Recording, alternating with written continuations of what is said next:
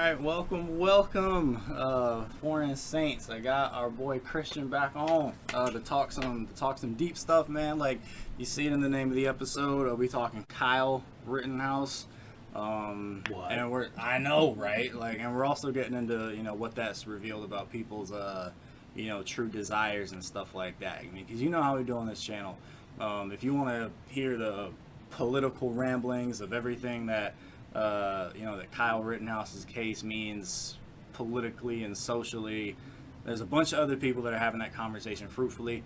What we endeavor to do is to kind of get underneath that and have some conversation that hopefully sparks some thought in your mind about desire and about the kingdom, and about how it is that we relate to truth and how it is that we come to truth. So I don't think that we really need like an introduction so much of the Kyle Rittenhouse case. I mean, these are all American listeners, right? You're not global yet? Get out of here, bro. I mean, if you want to know about the particulars of the case, I mean, go to any news site. Yeah, this. I'm assuming that you know something or other about the case, and this episode might even work better for you if you haven't actually looked at details of the case. You just have heard repeatings of the case.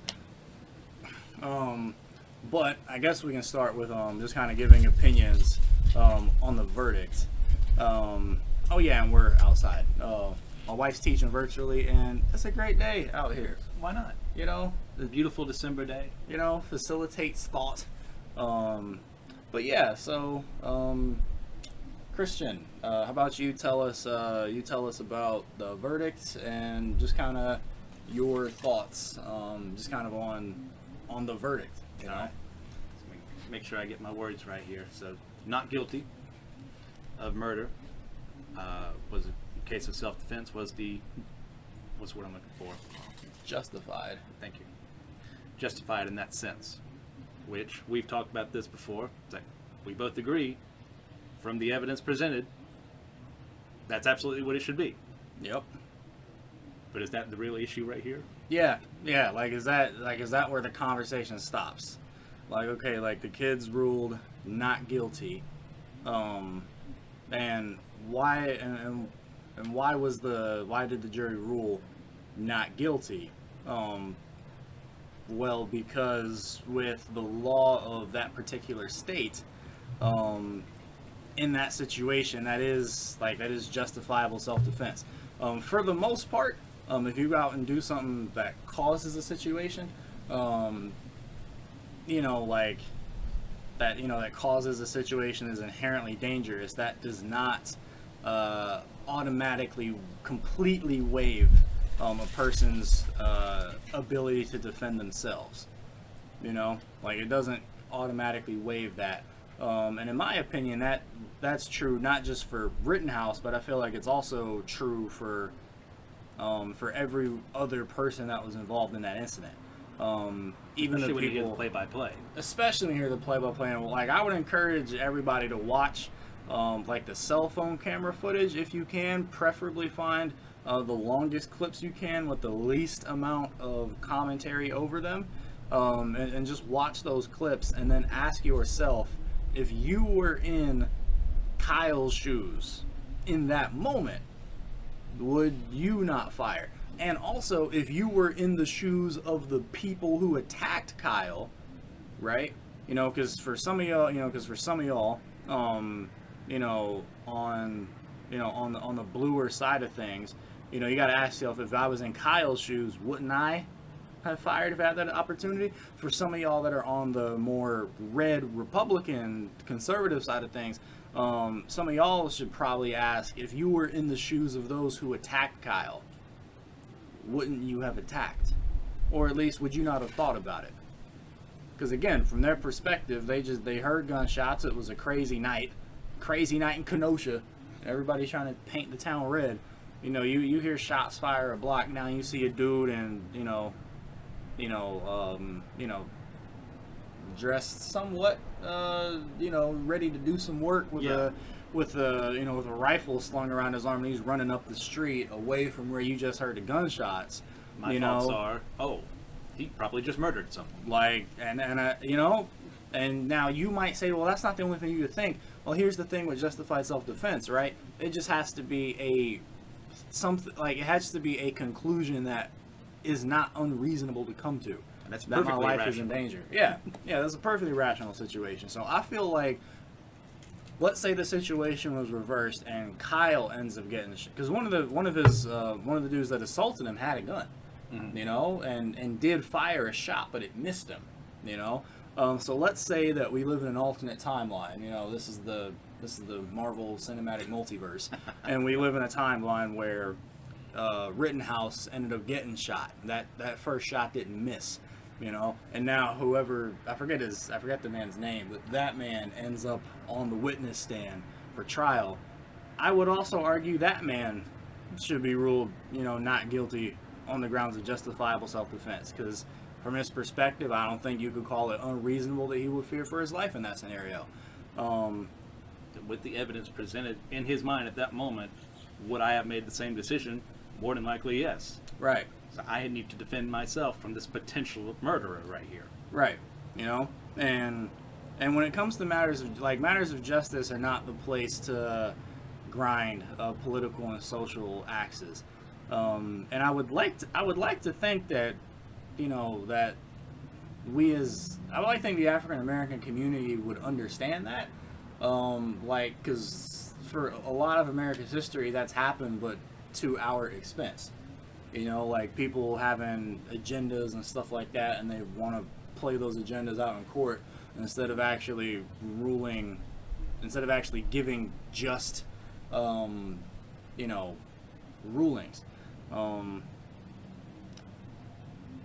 That being said, right, I wanted to hurry up and get that out of the way, right?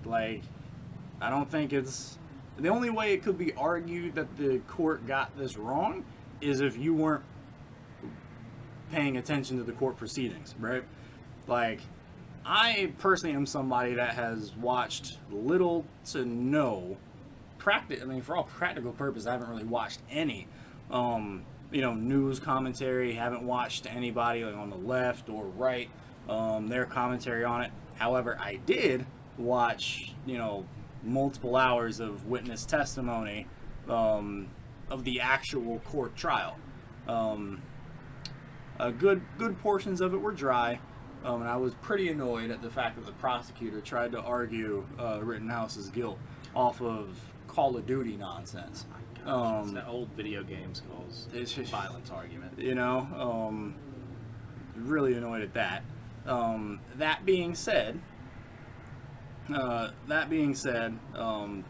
is what I would suggest, that if you have the opportunity to watch primarily. What do you think? For me, I watched over some of the trial footage as well, but I also I wouldn't expect anything less out of you. my typical. See, I didn't even know that. I didn't even ask him that in the pregame. I just expected it out of him.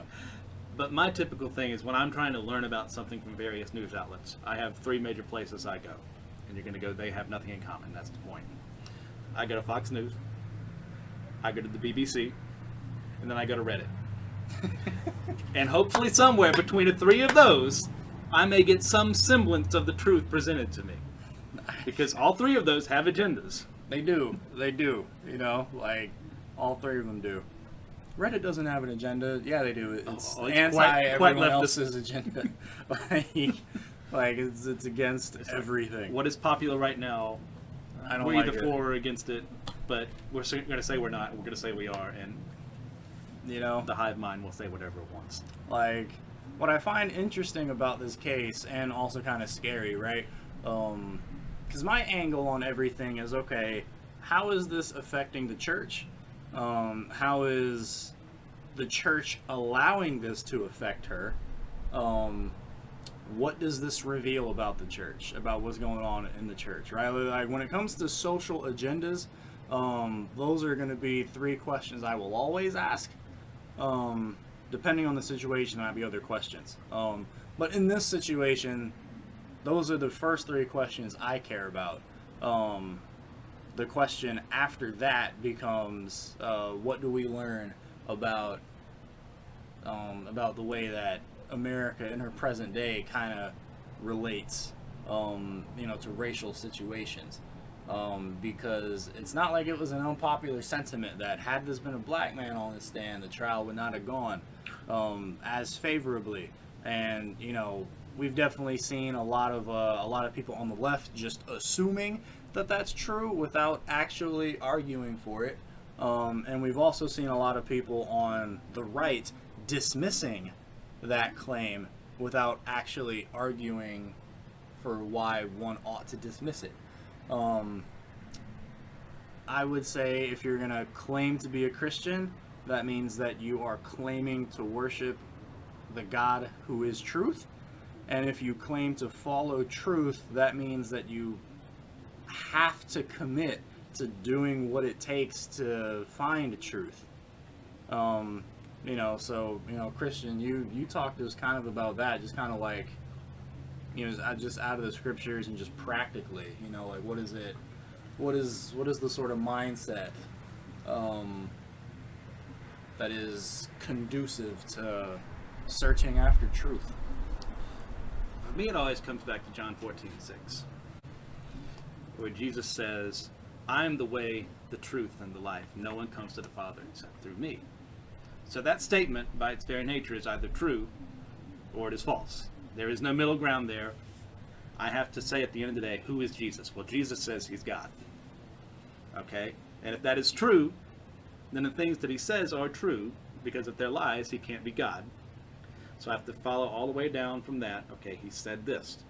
Jesus has said, it is a sin for me to look upon a woman with lust. It is a sin for me to be angry with my brother. So if Jesus is who he says he is, that is true. Mm-hmm. So that should shape all my worldview around that, is what he has said. I need to look at those words and go, okay, what is he saying? What is the context of what he's saying? And then go from there and how that is applied to my life and the lives of those around me. Yeah, I feel that, man. Like if you're claiming to believe that Jesus is truth, right? And that means that there are going to be some verses in the Bible where you can swap out the word God or Jesus for truth, and I think it reveals elements of it, right? Like, take one of our favorite verses out of Hebrews, right? If you're gonna come after God, you have to first believe that he exists and that he rewards those who diligently seek him, right? But if God is the truth, that extends to that too, right? I've seen a lot of Christians say that, they believe God, but they don't necessarily believe that truth can be found, here in this world.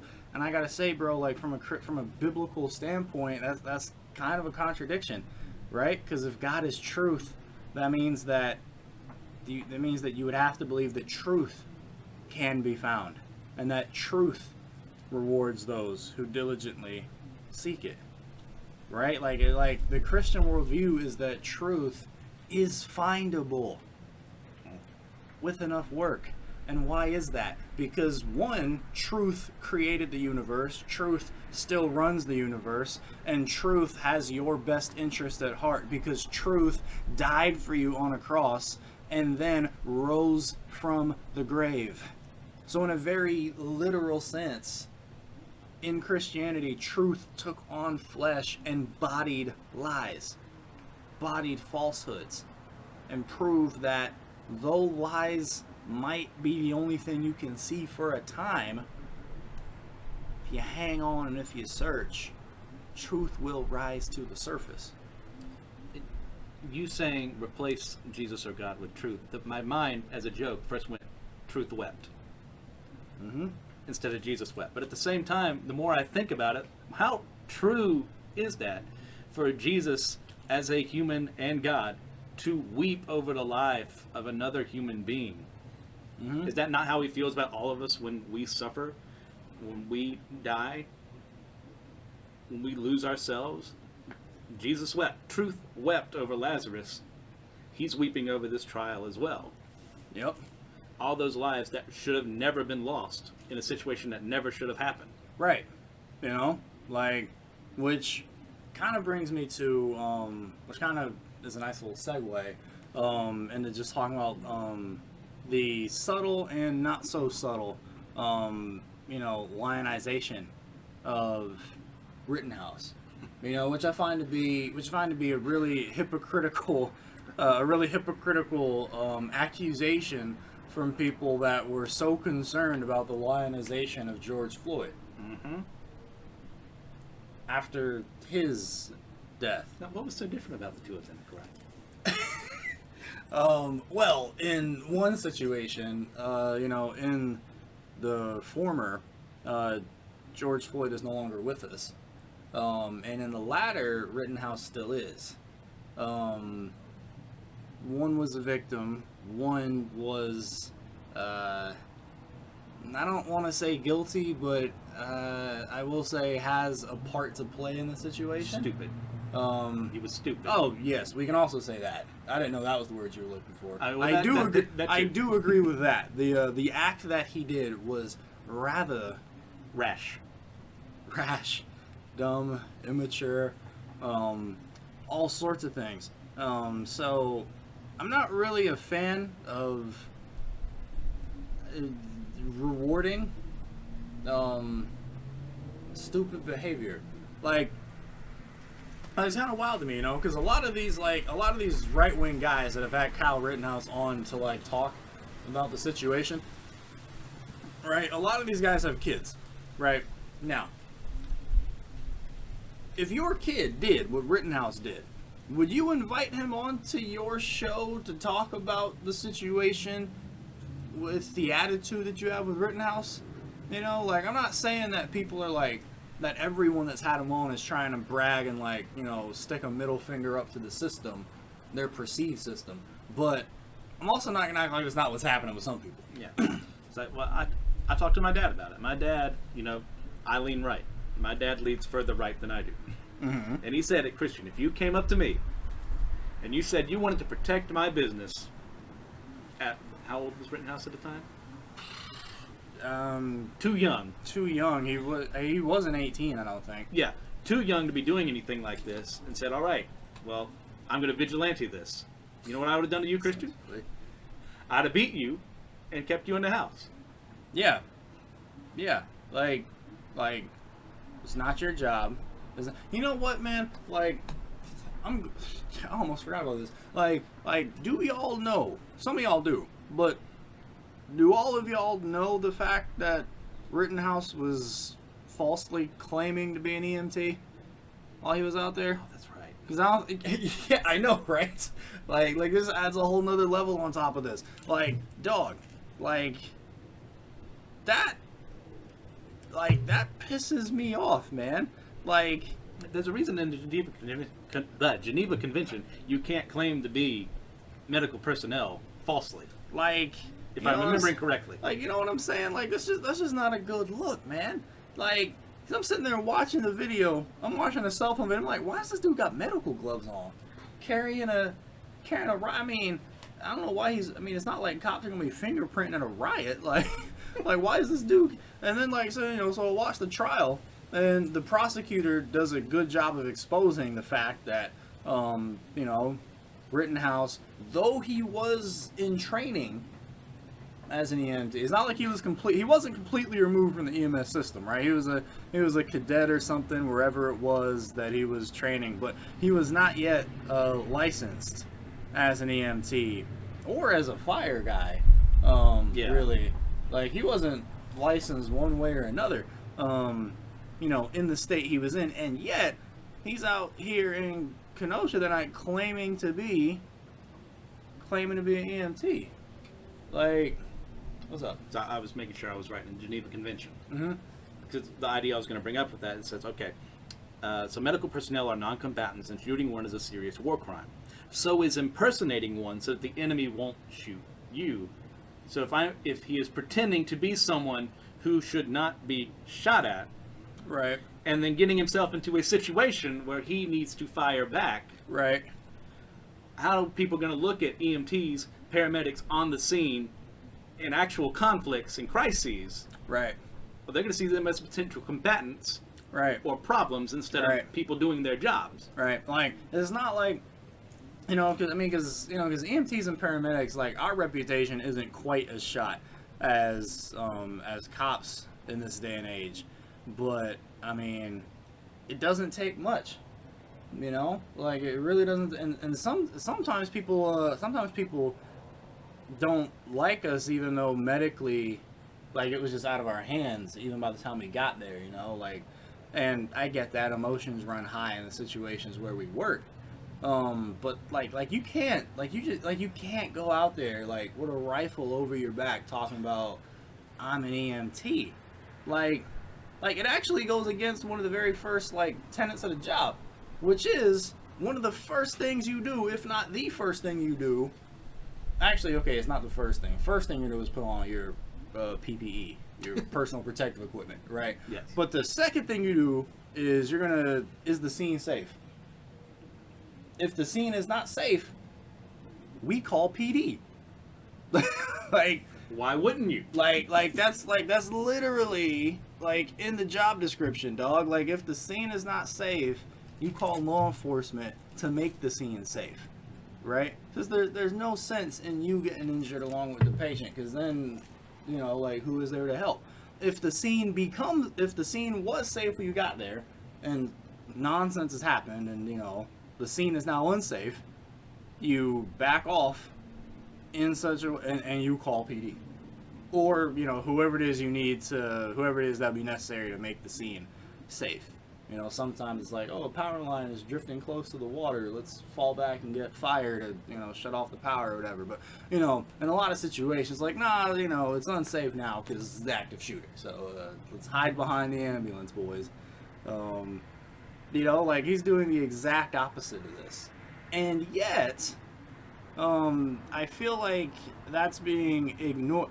It should be ignored as far as ruling whether or not Rittenhouse was, justified or not in self-defense, right? When all the facts are on the table, that particular fact was irrelevant to the situation. But in other people's conversations about the situation as a whole, right, that is being left out. Or people just don't know because people aren't researching. And that's... And they were fine just making a blanket statement. Yeah, perfectly fine. Perfectly comfortable making a blatant statement on stuff that they had to know that they didn't know about.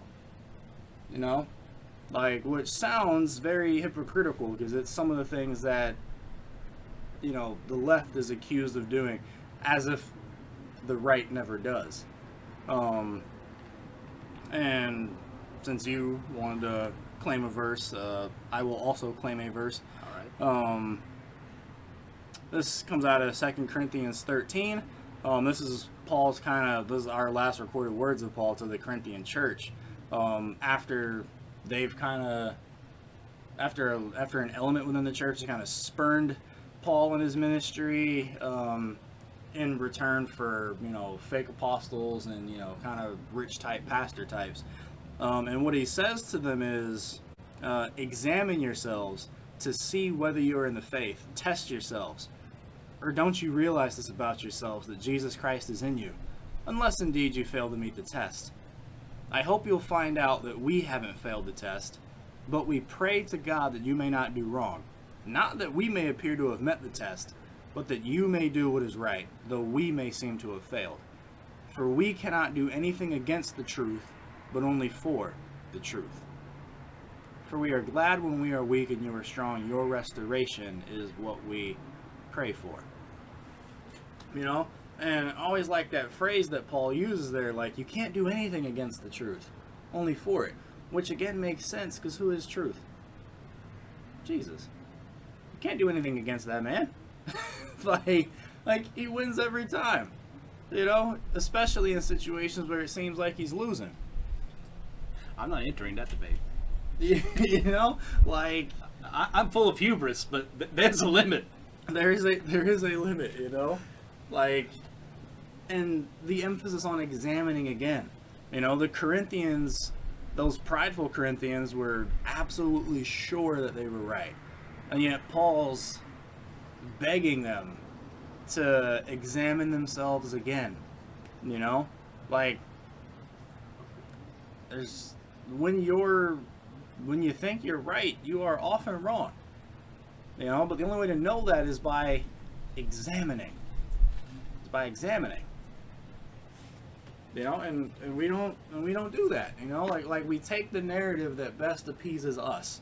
You know, for people on the right, I shouldn't really say everyone on the right, but people on the right that are really, you know, drinking from the well of Christian nationalism, right? Like people in that mindset are in this situation are definitely going to pick the narrative that just kind of fits that vibe, you know? Like you know, let's lionize Rittenhouse as you know, a victim of the wokeness that's permeating America. Let's think of him, let's describe him in overt and subtle ways as, you know, a patriot that was defending freedom, that was defending private property, that was, you know, for free enterprise and all that stuff. And, you know, to some degree, I feel certain that Rittenhouse was even kind of buying into that narrative of himself for a bit.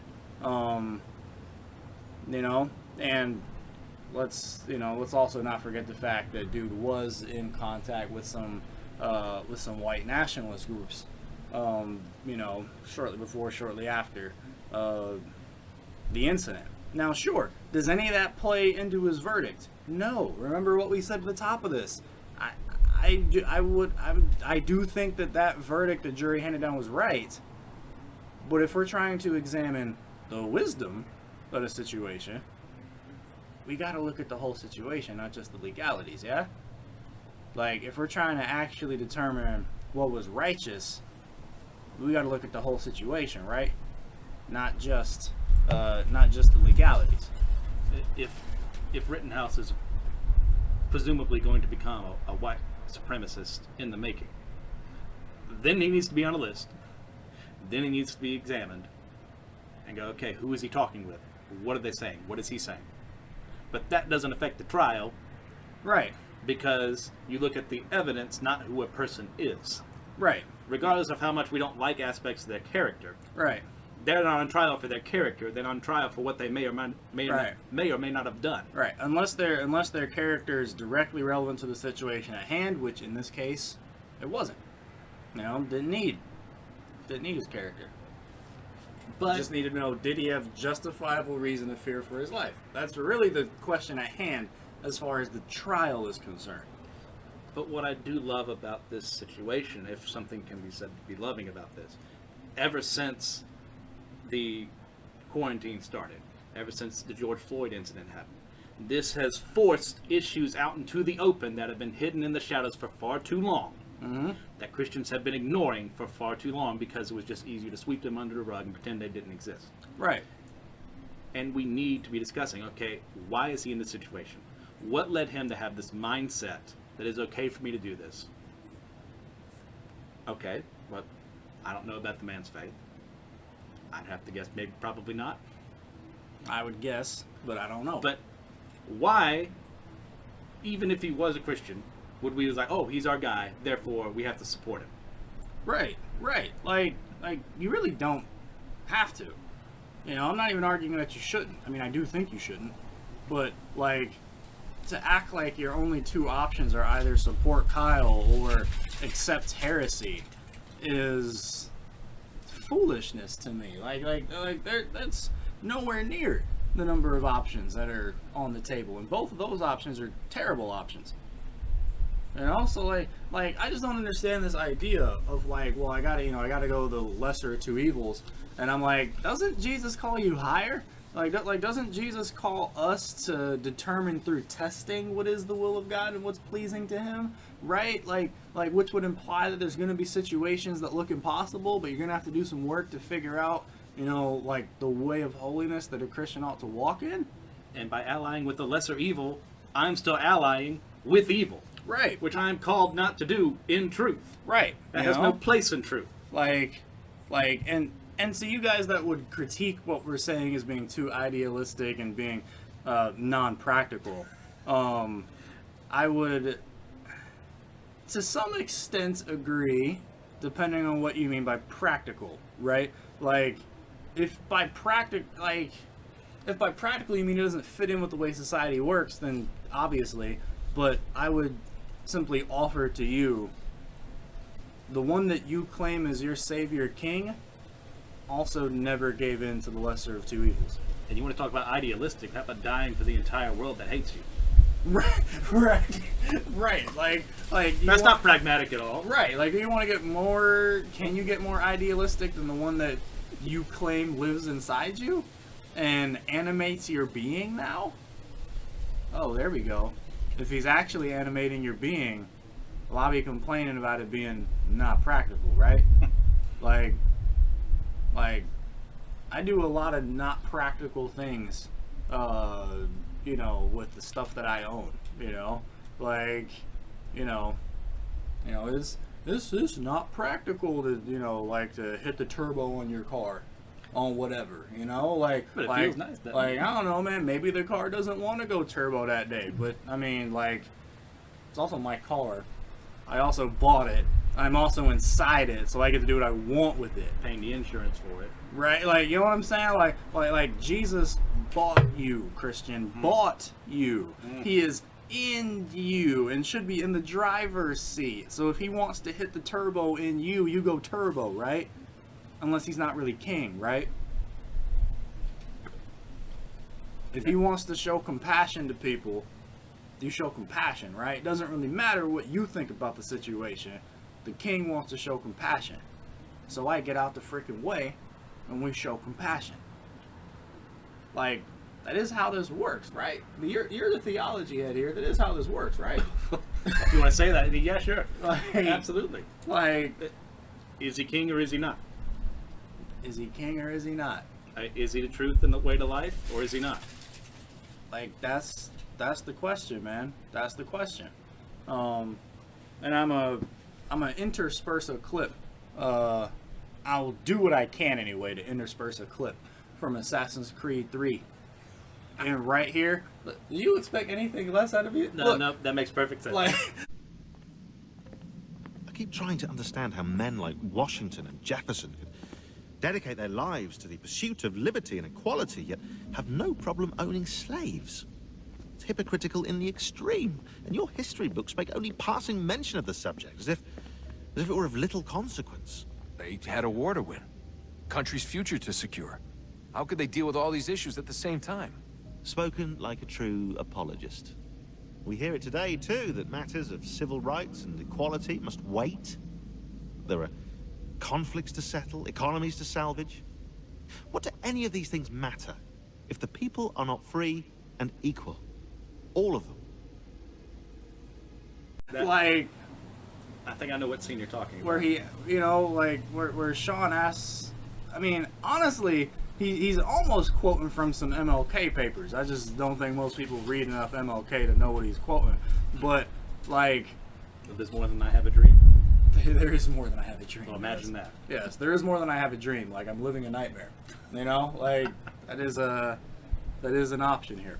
But like, what matters here, man? Like people, lives matter, and dismissing things that people say, because like Christian said, these situations for the last couple of years have forced things to the surface that people have done their best within the church to ignore, and it's to our detriment. I am a firm believer that had the church stepped in boldly with truth and love into all of the myriad social situations that have happened this year, the harvest for the kingdom was there, man. Like, and it's not like nobody did. Like at some point, I really need to do a video on the dude that was preaching in I forget what city it was, Minneapolis, when the city was burning. This dude said I was preaching Jesus while the buildings are on fire, and people were being baptized in the streets, dog.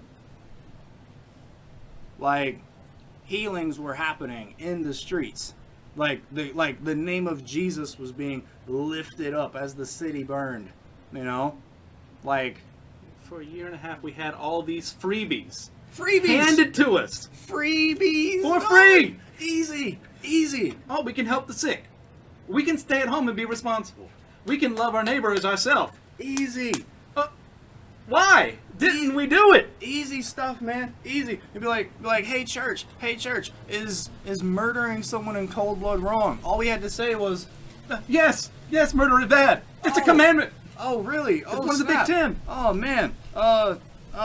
What is the answer to this racial? What is the basis for human value? Oh, Jesus, who said he loves you because he made you. Like, there for the taking, man. And we made everything political. We made everything political for no reason. No reason. During a season of time when the populace wasn't even really looking for political answers. They're settling for them because that's all they can get. But they were looking for so much more than that. Papa Kari and Christian, we couldn't meet in person. Bruh, couldn't meet in person? Or maybe couldn't meet in person the way that you wanted to. It says someone listening to us online in something that didn't exist 25 years ago, if this had happened. Facts. But I can't see you face to face. That's not real.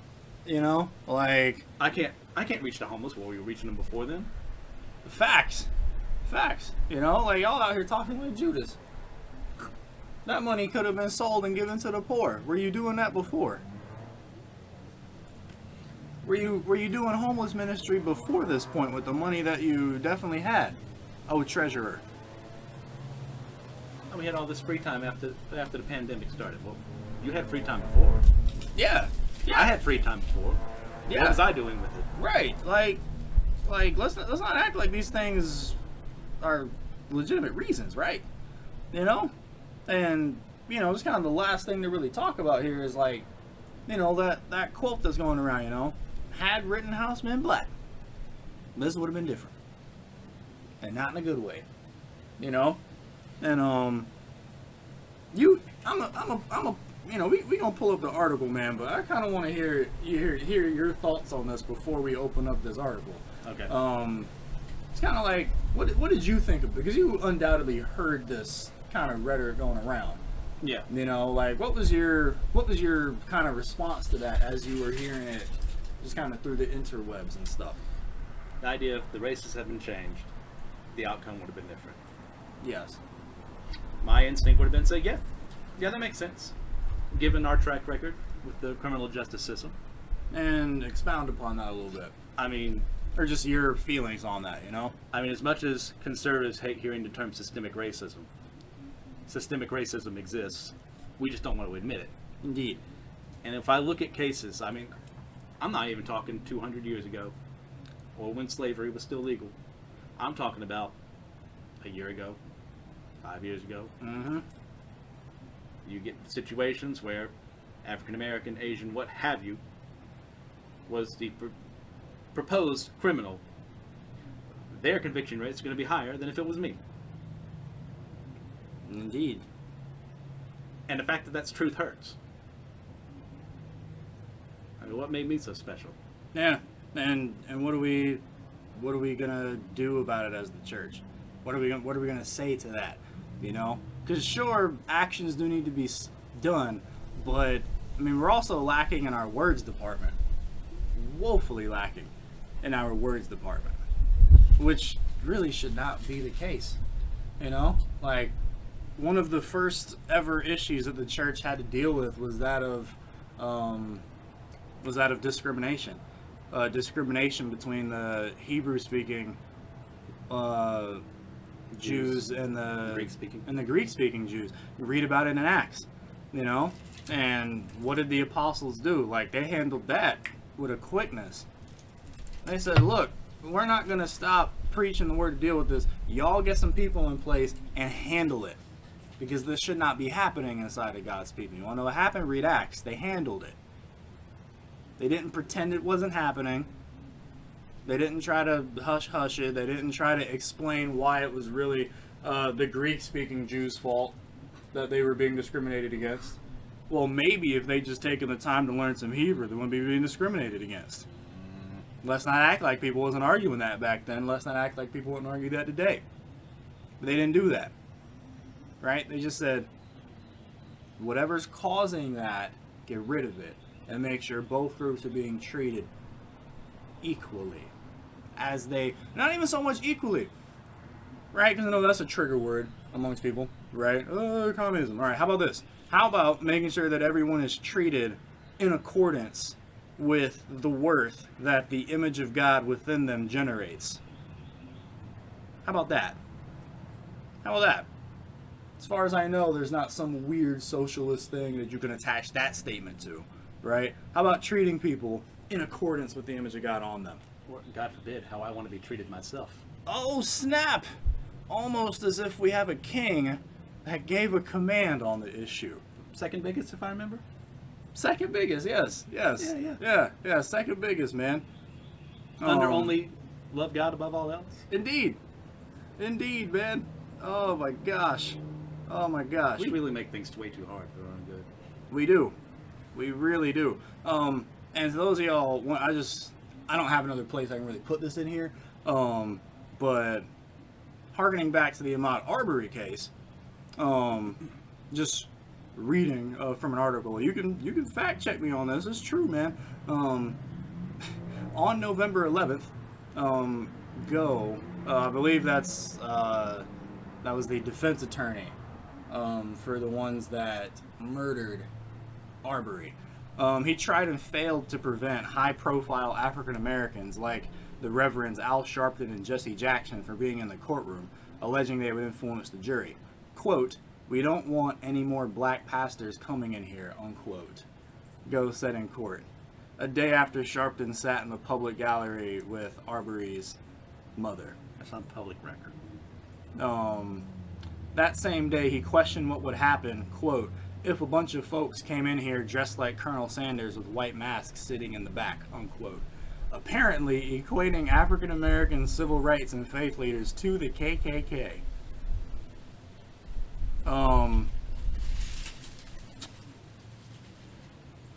Current day case. This year. Now, the court denied that request, but the fact still remains that the request was made. Really? Really? Can't have a black pastor in here to comfort the mom? Really? I mean, I know why he's arguing it, because it would make the case more difficult for him, but like, for real? For real? That's your justification for why you don't want it. Right, you know what I'm saying?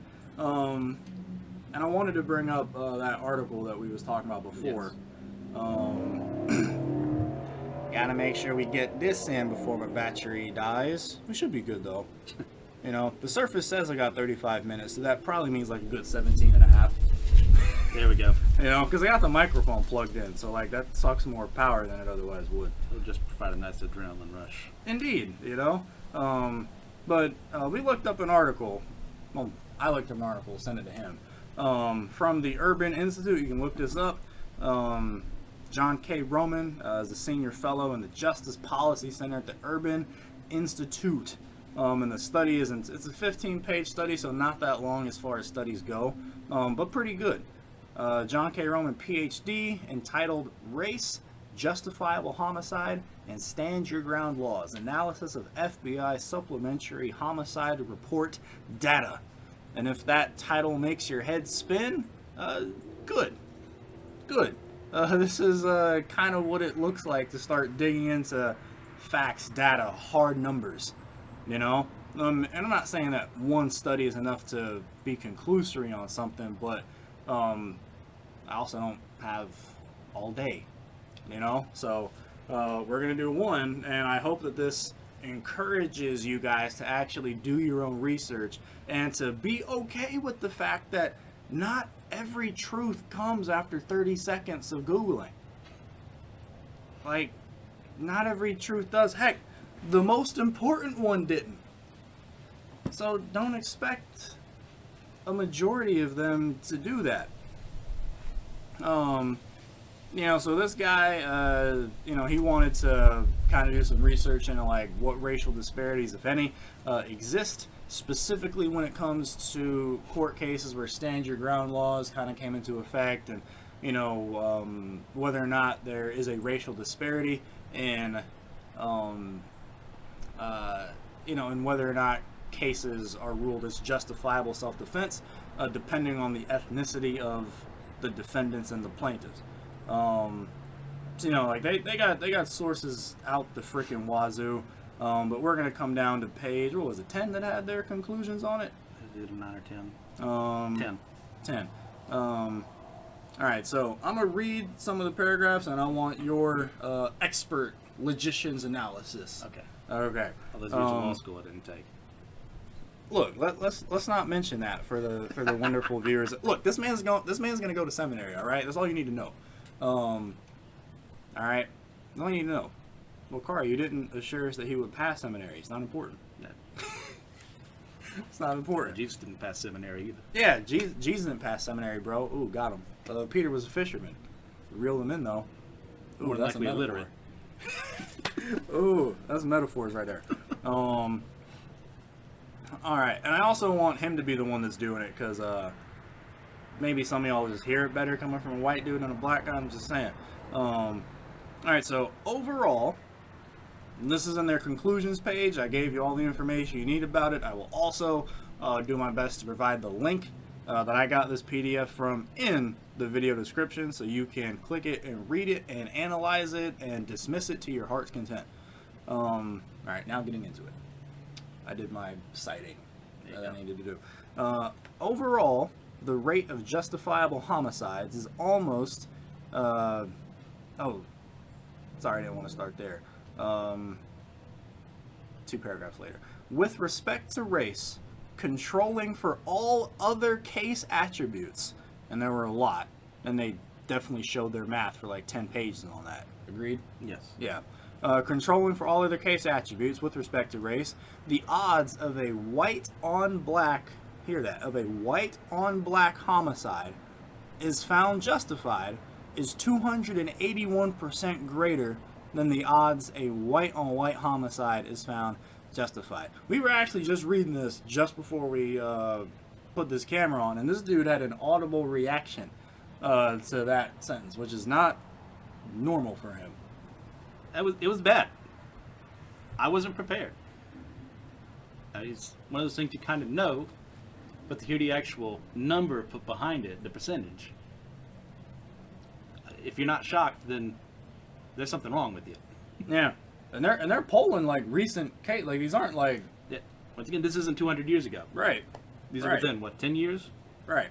And the other thing I should mention is the article itself is not claiming that from this racist motives, right? I think you could extrapolate that, but the article is being very careful and simply saying our one and only goal in this study was to see if there was a racial disparity, not to try to investigate the cause of said racial disparity. Which of course makes sense. I can't investigate a cause of a racial disparity if I don't first know for certain that one exists. So studies like this are necessary, right? Because some of y'all black people might be like, well, they're just being cowardly. Just come out and say it's racism.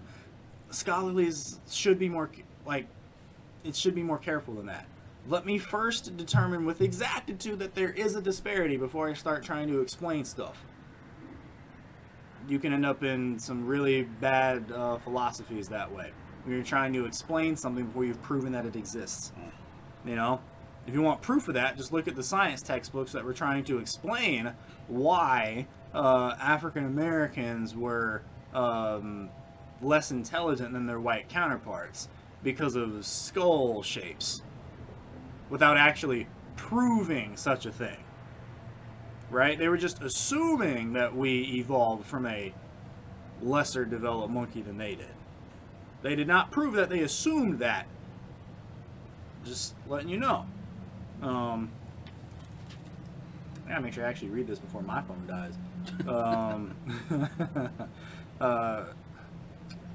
All right, so that was white on black compared to white on white, right? By contrast, black on white homicide has barely half the odds of being ruled justifiable relative to white on white homicides.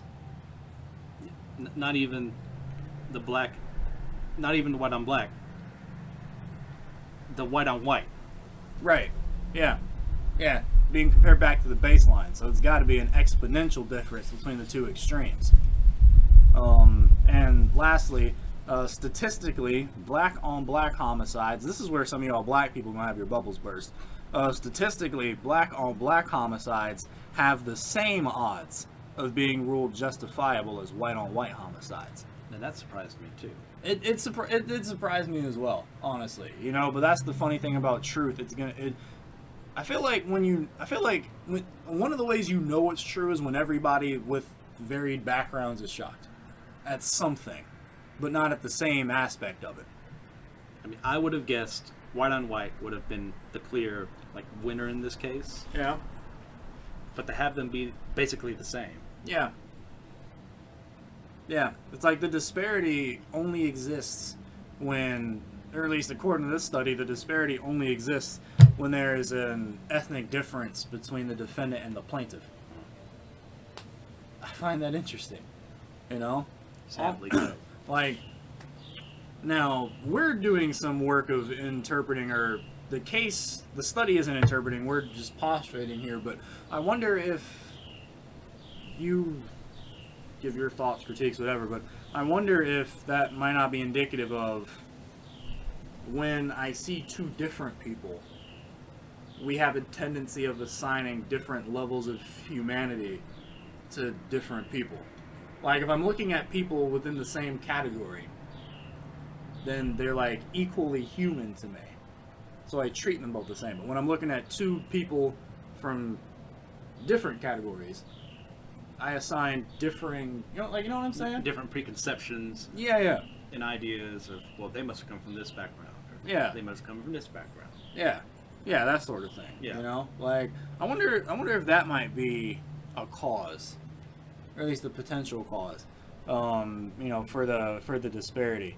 But one way or another, you know, people in the conservative camp, and even people I've discipled, have just been saying to me like, well, hey, if you show me some empirical evidence that there's a disparity, then I'll believe it, and you know, yada yada. Well, it is chronicled here on Foreign Saints, like I said, peer reviewed. Like there's that right there is an example. There are more examples to come. I've actually bookmarked an article from the New England Journal of Medicine about some racial disparities when it comes to black women's cancer screenings and mammogram tests as compared to their white counterparts, and this was something that was done out of the city of Chicago. So that's going to be its own episode. Kind of going through that. Heck, might bring you back for that one too, just because I don't know, you're fun. I like it. All right. But yeah, man. Like, I just want to point out this one last time. Like racism is just the cultural expression of the sin of partiality, and that is why it's a sin, you know, because partiality is a sin, because all men were created in the image of their creator. The Declaration, or the Constitution, number one, gets at least that much right. You have worth because you are made in the image of a worthy God, and that worthy God died on your behalf, died to save you from your sins, not just to save you from the penalty of your sins, but to save you from living in sin. Right? Like he died so that you could be ushered into life in his kingdom, life in him. Right? Like, I get it, man. Like, some churches can be shallow, but the church is not shallow. right? Jesus is not shallow. He's a never-ending frontier. A never-ending frontier of righteousness and love. It's got your name on it. You know? So, I mean, repent, come to the Savior, man.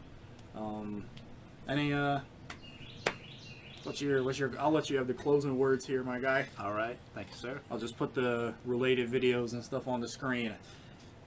Please, for the love of God, get out of your echo chambers. Get away from the words that just echo back at you and say, this is what I want to hear.